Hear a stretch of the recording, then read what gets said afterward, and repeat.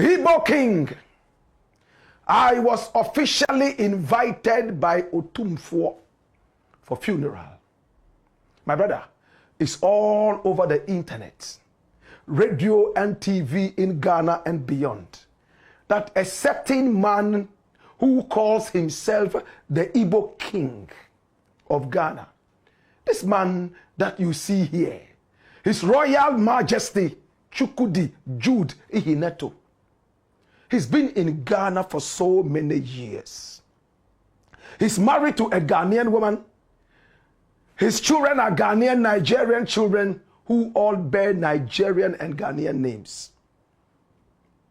According to him, it all started in 2012 when his own Igbo people came together and said, it looks like we need a representative aside the Nigerian High Commission, traditionally to represent us. And they chose him as the leader, the chief, the king, the emperor, depending on how you want to refer to him. My brother, my sister, he was only supposed to oversee the interest of Igbos in Ghana. Gradually, their numbers started increasing, and many people came to him from Igbo land to learn about the Ghanaian culture and how to even live in Ghana. My brother, my sister, from 2012, when he was installed as the chief, the emperor, the king of the Igbo people in Ghana, he decided to spread his wings and also go around introducing himself to all the prominent people of this country. My brother, my sister, this is His Royal Majesty Chukwudi Jude Ihineto. He's all the way from Nigeria. Igbo Kweno. And you will hear him say, Zwe Kweno. This is the man. Now, in 2012, he went all the way to see the Otumfuo. And this is him shaking hands with the Otumfuo. My brother, my sister, to introduce himself officially to the Otumfuo. And there he is, Otumfuo and his elders sitting down. This is a photo from 2012. From that time, he's been a friend of the palace, Manshia. He'll go in and out, meet with Otumfuo, talk to Otumfuo, seek his advice and all that. And they always welcome this gentleman to the Manshia Palace. Many people have come to see him as a man who loves to meet so many different people. Unfortunately, for the so-called Igbo king in Ghana, everything went haywire in 2025 when an old video came out and he purportedly said he was building an Igbo kingdom. They would have their own police, their own soldier, and they would have almost everything in that kingdom, including Igbo food. Many Ghanaians did not go into the story properly. And what did they do? They started hitting the road with demonstrations and even threats to chase out all Igbos from this nation. It took serious effort by the nation, including the President of the Republic, to be able to calm down nerves. Just as the nerves were calming down, Bobo Ulomo also came out. In fact, the spiritual leader of the Ghana state said that my relationship with the Ghana people is known to everybody. But what people don't know is that we are also close to the Nigerian people. It doesn't matter whether they are Igbo or Yoruba. We love the Nigerian people. In fact, we even traced a part of our ancestry to Nigeria. We can't chase out any Nigerian from this country. That was what Bobo Ulomo said. He said, if we are not ready to give the Igbo people some land to build an Igbo village, I, Bobo Ulomo, will do that. My brother, my sister, it created problems all over Ghana. And it looked like Ghanaians, some Ghanaians were beginning to be xenophobic. Oh, Igbos are thieves. Oh, Igbos, they are going around kidnapping people. Oh, they are fraudsters. And with that kind of information in their prejudiced minds, every Igbo was a criminal. And for that matter, every Igbo must leave Ghana. Now, the interesting thing is that we have Syrians here who are more powerful than this so-called Igbo king. We have Syrians in this country, Americans in this country. My brother, there are thieves amongst the Americans in this country. There are criminals amongst the Lebanese in this country.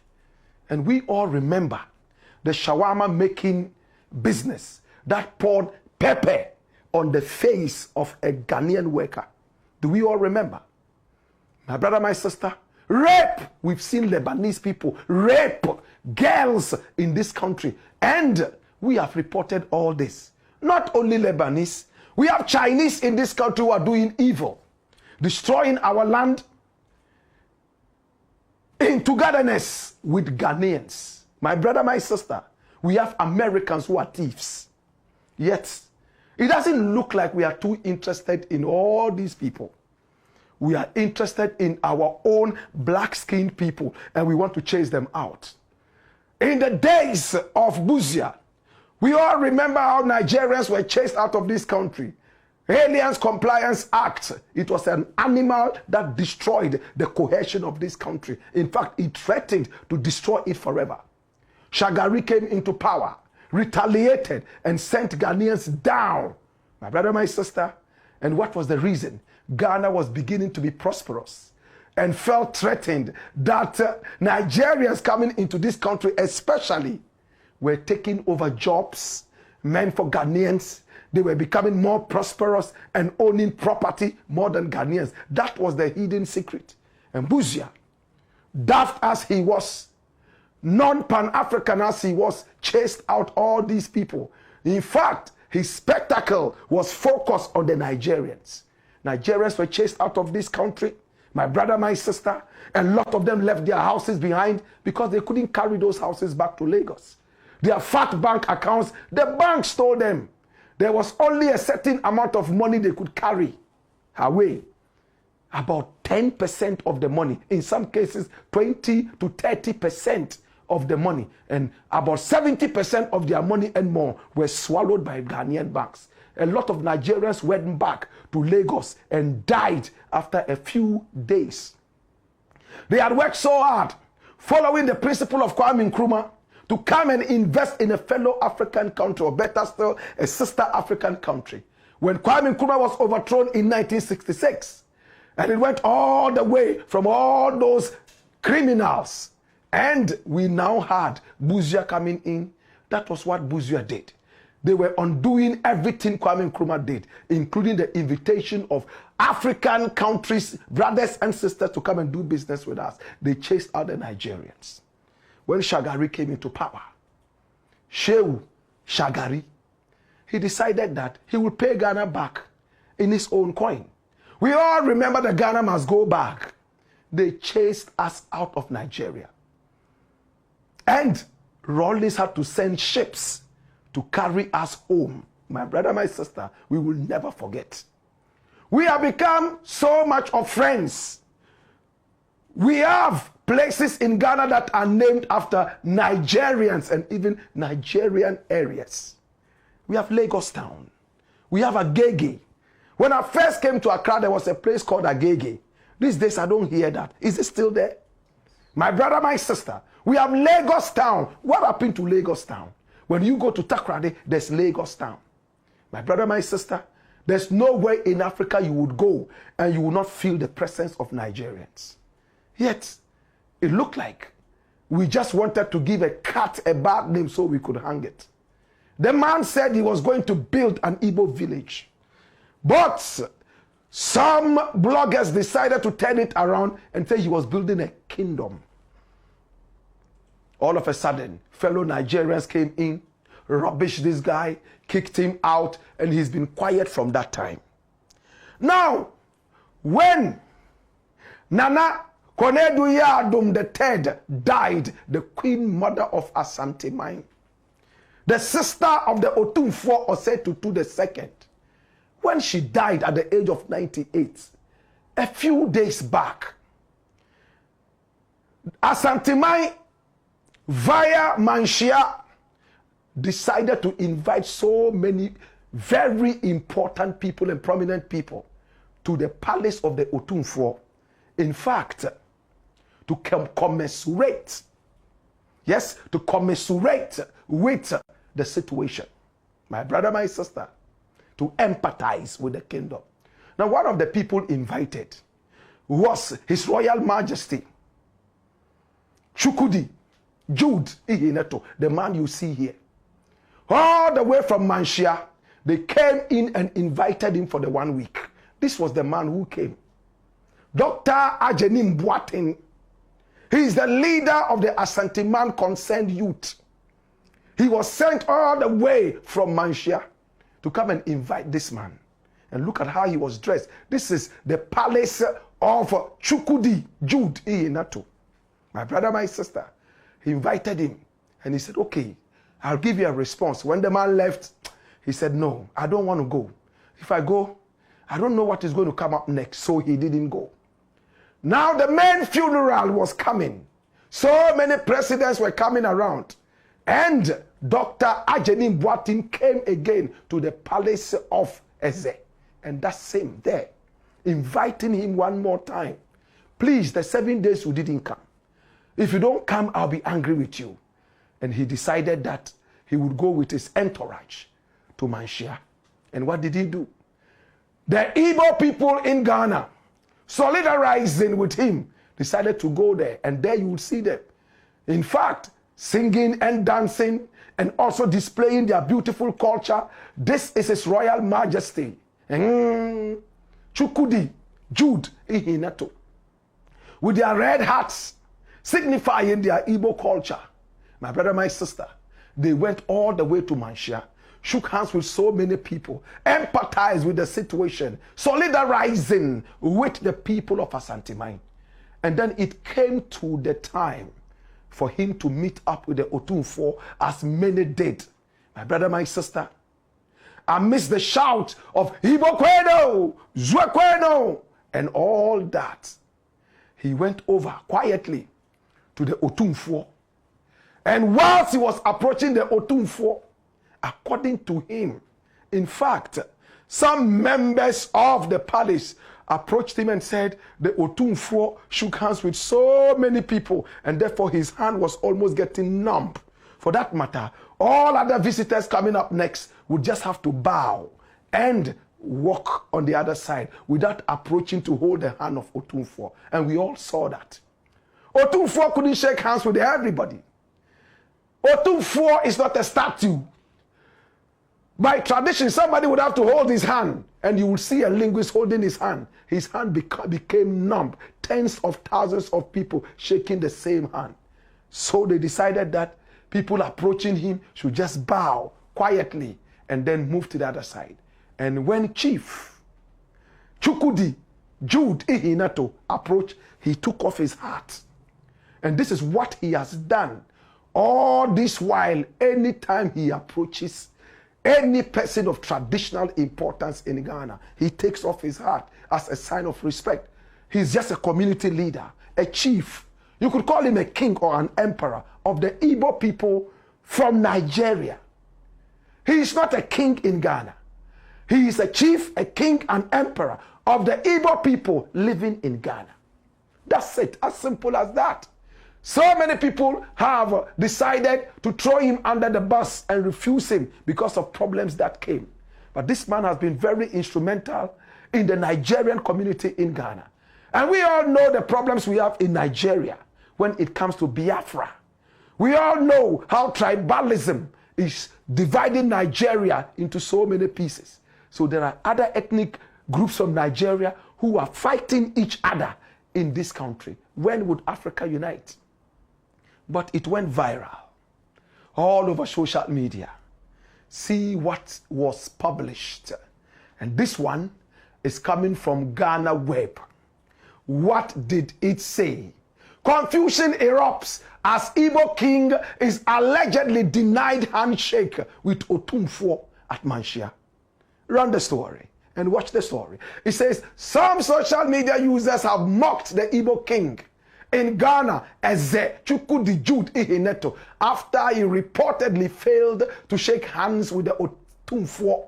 Asante or said to II during the funeral ceremony of the late Asante Hima Nana Konedu Yadum III on Wednesday, September 17, 2025, is Iheneto, who recently sparked controversy over allegedly attempting to establish a kingdom in Ghana, was captured with his entourage at the Masha Palace to pay homage to the late Queen Mother. In a viral video, the Igbo king and his delegation arrived at the funeral grounds to sympathize with the Asantehene. While Otunfo sat receiving greetings, his linguist, that's the Ochame, Bafo Kantankrechi, alongside other traditional leaders, directed mourners and guests. Now the entourage was asked to remove their hats as part of their traditional rites and to pay homage from a distance without directly shaking the Asantehene's hand.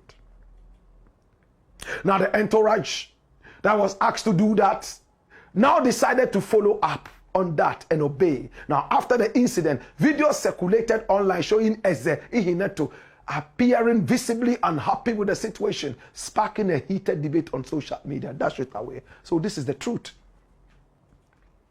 This is the truth, my brother. And even the House of Chiefs in Ghana, the president, was not also allowed to shake hands with the Otunfo from a distance. He also had to bow, and many more different chiefs from different areas. If you were the one sitting on your throne and tens of thousands of people are all shaking your hands, how would you feel? Otunfo didn't wear gloves. That is even very detrimental to his health. Do you know who went to toilet and he did not in fact clean his hands? Do you know who ate some rotting Kobe? Do you know who ate some kokonte that was there 3 days ago? Do you know who is carrying what? Everybody shaking hands with Otunfo. He's not wearing gloves. Somebody's just holding his hand and he's doing it. Now his hand gets numb. He says that, you know what? People should just bow and go away. And it has become a problem. My brother, my sister, we have to be careful in this country that we don't become xenophobic. I know many people have attacked me and called me names, but I shall stand on my 2 feet and condemn that. People have called me from abroad. They have called our station here and said, you know, the Nigerian people, they are not good people. Somebody even commented, Black Rasta, I've lost respect for you. How do we want to sack these criminals from our country? And you, Black Rasta, you are there supporting them. Anywhere you go in the world, they are chasing Nigerians away. And we want to chase them in Ghana. And you are also supporting them. You see how daft we can be. You see how silly. We don't use our brain. You have gone to live in England. You have gone to live in America. Use your sense. You are in somebody's country. You are living in America. You are living in England. Are you telling me every Ghanaian in America is a saint? Don't we have Ghanaian thieves in America? Do they bundle up all Ghanaians and say they are all thieves because of 5 thieving Ghanaians? Do they do that in England? Do they do that in America? Ghanaians love to travel more than any other person. I'm sure that even if God becomes the president of Ghana, some Ghanaians will still travel out and say Ghana is not doing well. We are a people who are behaving like Fulanis. We are always migrating, moving from place to place. Ghanaians are the original Fulanis of Africa.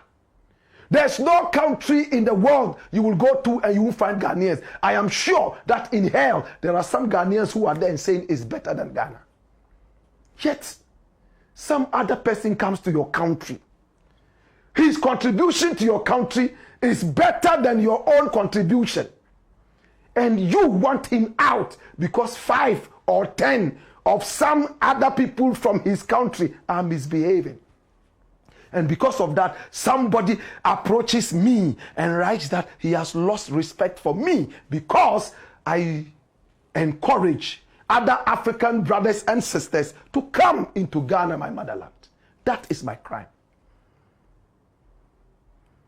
Today I was speaking with a lawyer. He said, Black, I think you should stop supporting that Igbo king. I said, I'm not supporting the Igbo king. I'm supporting my brothers and sisters from Africa. Do you have a problem with the Syrians who have taken over your land, taken over all the big businesses and relegated you to the dump sites? Are you happy with them? Lebanese are here doing all the big jobs. You guys are becoming Okada riders. You are sweeping gardens for them. You are cleaning their table, cleaning their toilets and all that in your own country. You have no conscience. You have a problem with an Igbo man who wants some 4 parcels of land. 4, 5, 6 parcels of land to build a certain village. Then there's a problem. Because we don't trust them. They are criminals. As if we are saints. What's wrong with you? Why are we all of a sudden becoming so xenophobic?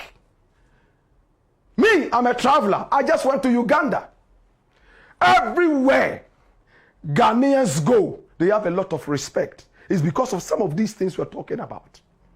But there were some who saw me and thought I was Nigerian. Because in Uganda, which is in East Africa, they don't get to interact with us that much. How many Ugandans do you see in Ghana? Same way, when you go to Uganda, you won't see that many Ghanaians. So much respect.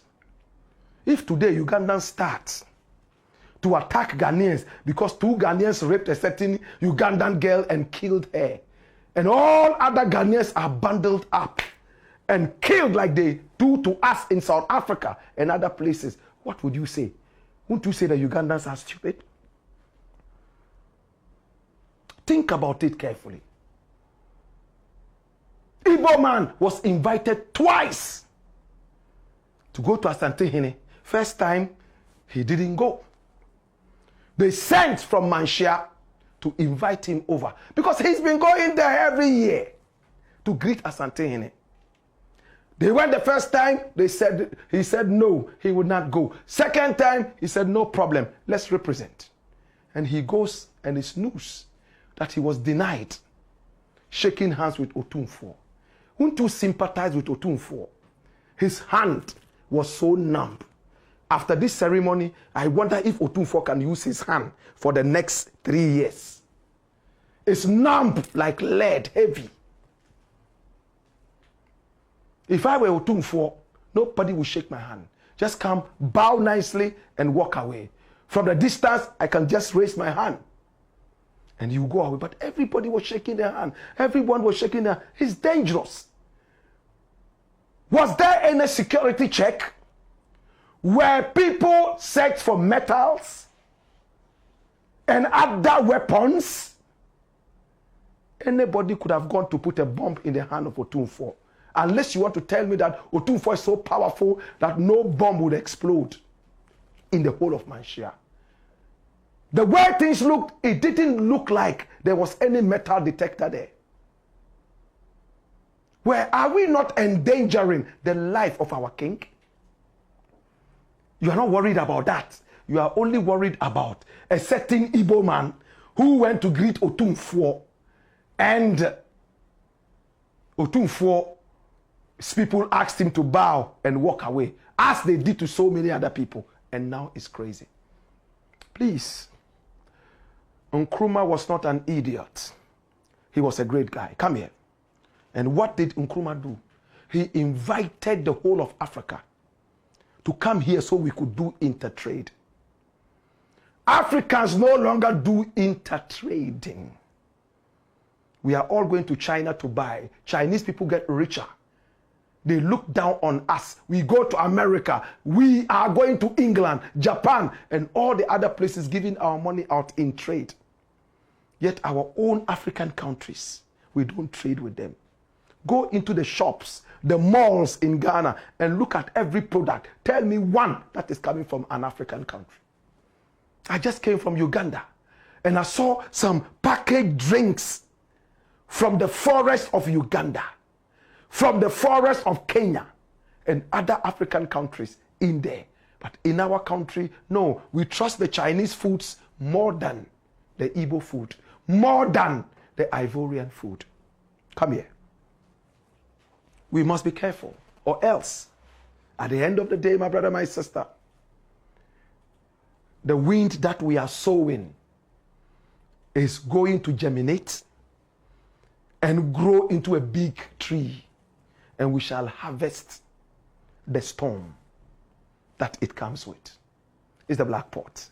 aka Kokoshonomo. And here we speak truth to power.